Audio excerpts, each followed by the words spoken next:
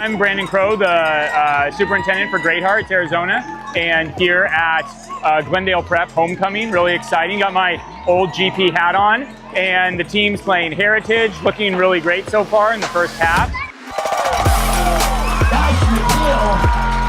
There's going to be a helicopter candy drop at halftime, apparently. Rush out on the field. Our helicopter is going to drop 600 bags of candy. Inside every single bag will be a QR code so that families can donate to our tax credit program and get every dollar back on their taxes when they file. So the tax credit helps our school fund our athletics programs, field trips, extracurricular activities, clubs. It just supports our school in so many ways to allow us to be able to offer these programs at a lower cost.